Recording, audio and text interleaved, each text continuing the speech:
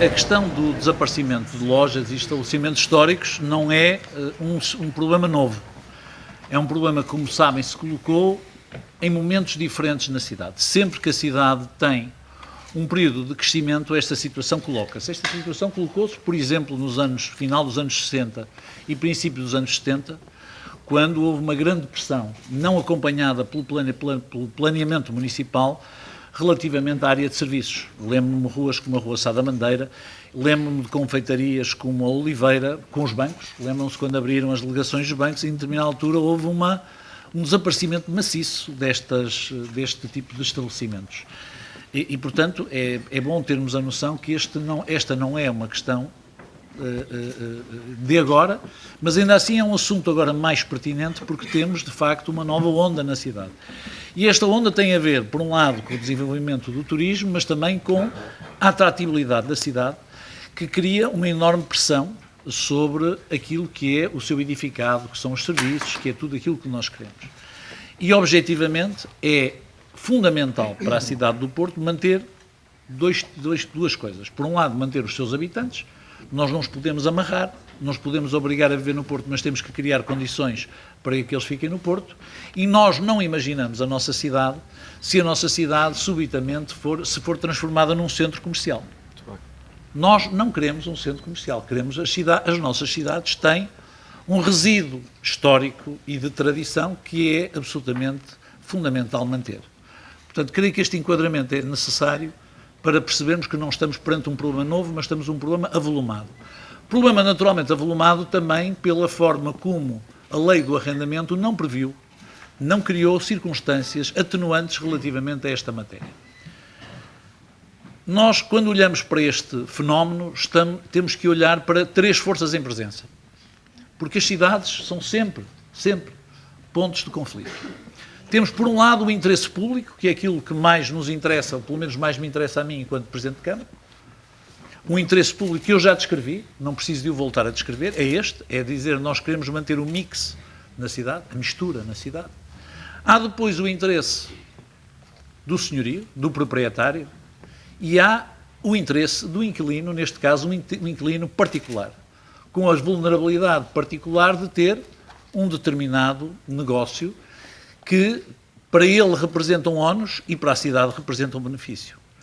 Creio que qualquer que seja o modelo que nós temos que encontrar, tem que considerar estas três forças em presença, estes três interesses em presença. O interesse público, que acima de tudo tem que ser aquele que deve presidir a qualquer decisão, acautelando, no entanto, os interesses que existem por parte dos senhorios e destes inquilinos em particular. A ser assim, se admitirmos esta ideia de que há três interesses em presença, nós deveríamos pensar que, em primeiro lugar, como é que o interesse público pode ajudar a colmatar esta diferença. Não me parece a mim que nós possamos exigir que, na medida em que os interesses do inquilino correspondem mais àquilo que é o interesse público palpável e visível, que nós possamos agora atirar com o ónus totalmente para a mão dos senhorios. Também não me parece que nós possamos, por causa disso, dizer então os inquilinos vão ser prejudicados e devem ficar vulnerabilizados.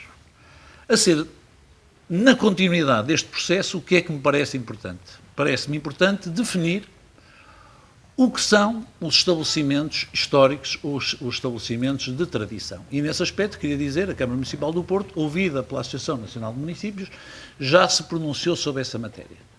E nós entendemos que é fundamental que esta classificação seja uma classificação que seja determinada, por um lado, dentro de cada uma das cidades. No nosso caso, o que nos importa é o Porto, mas não é apenas Porto e Lisboa, isto ocorre também noutros municípios, mas que, de alguma maneira, evitando favorecimentos, se cria aqui um modelo absolutamente transparente.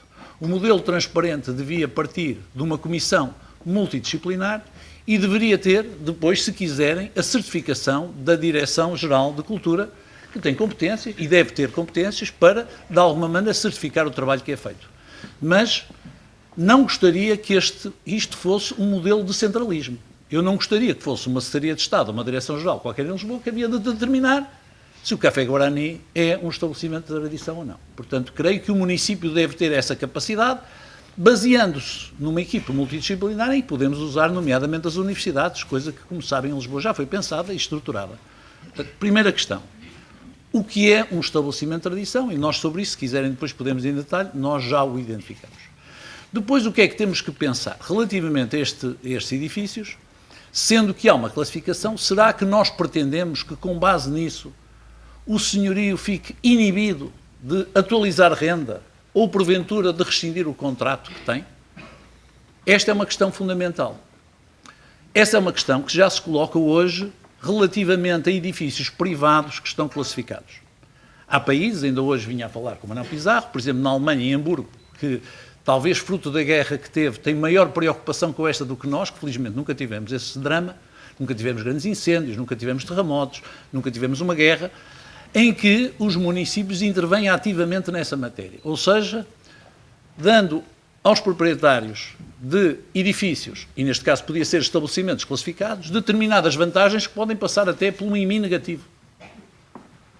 E, portanto, nós temos que encontrar aqui alguma forma de não fazer com que esta medida prudencial que estamos a tomar se transforme numa destruição daquilo que é a propriedade do inquilino, que de repente pode-se ver confrontado com uma situação iníqua. Parece-me razoável que o interesse público possa ser utilizado para amenizar este conflito.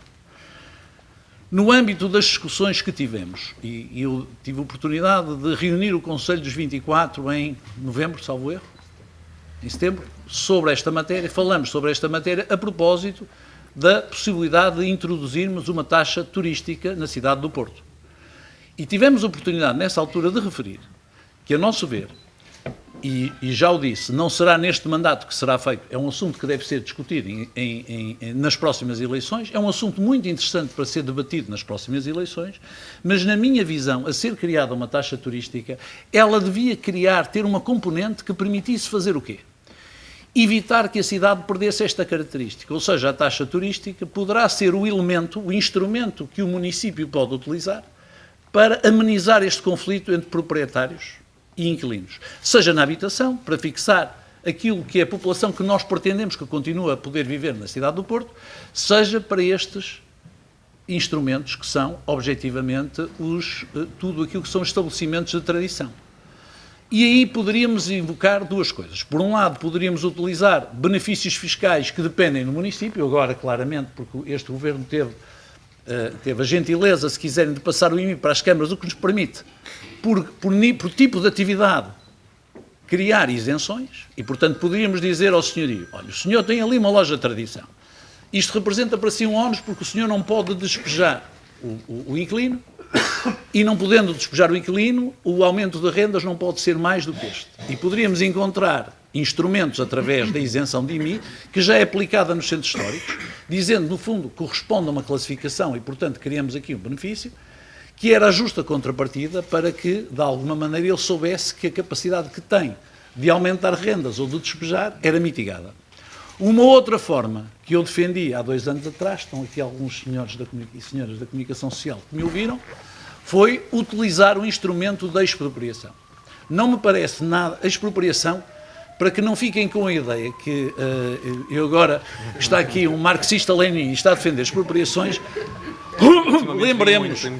lembremos que a expropriação foi utilizada, já no tempo do Estado Novo era usada, portanto é neutro em termos ideológicos. A questão é assim, pode haver um momento em que é do interesse público e do interesse privado que um determinado equipamento, seja uma habitação, seja uma loja, em que de repente o senhorio diz, eu não consigo, eu não tenho condições para manter isto, nem tenho interesse, e é perfeitamente razoável que seja o Estado, neste caso através da Câmara Municipal, a fazer a aquisição. E, portanto, poderíamos criar aqui um fundo de compensação que permitisse que o município, perante uma determinada situação e perante uma determinada avaliação, e os modelos de avaliação estão previstos na lei, pudesse vir a adquirir esse equipamento. De tal maneira que se dissesse ao senhorio, olha, o senhor não fica onerado, na medida em que ele é adquirido pelo município através deste fundo de compensação pelo justo valor, garantia-se assim o interesse do inquilino, desde que o inquilino mantivesse lá a atividade para a qual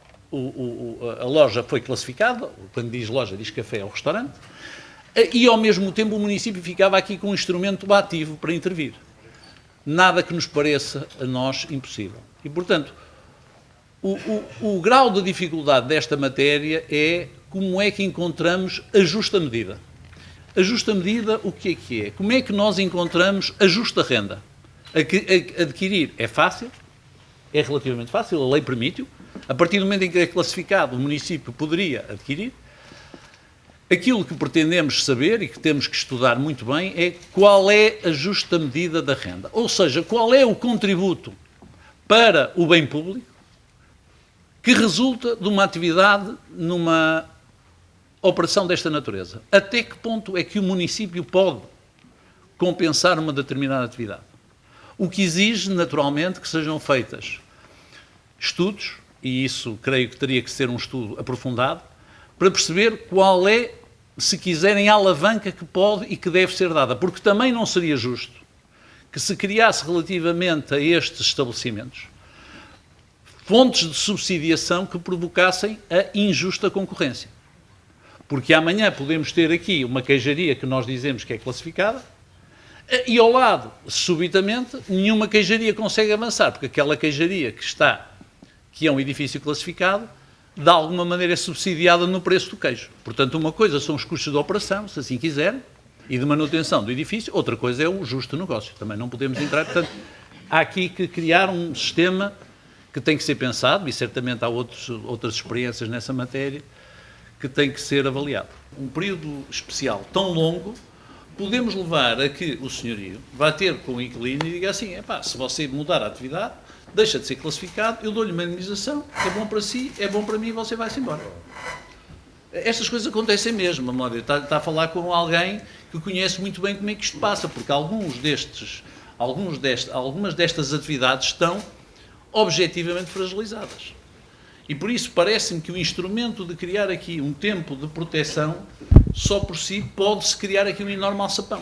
Pode levar a que, em vez de nós mantermos as lojas, aceleremos a sua extinção, porque o proprietário, o que é que vai querer? Vai querer naturalmente libertar o estabelecimento que está alugado deste ónus. E, portanto, eu gostaria muito mais de um instrumento mais ativo, que, por um lado, protegesse o interesse patrimonial do proprietário e não inclinasse para este tipo de negociação, mas que, ao mesmo tempo, vinculasse e interessasse o inquilino em manter a sua atividade. Esta é uma questão absolutamente crucial, porque nós conhecemos muitos casos na cidade em que há uma grande fragilidade destes estabelecimentos e podemos imaginar que vai haver uma enorme voracidade. Eu vou imaginar, se eu tivesse uma loja debaixo de minha casa e essa loja tivesse uma atividade tradicional e eu subitamente via-me por 10 anos inibido de aumentar a renda ou de tirar a pessoa de lá. Como é que fazia?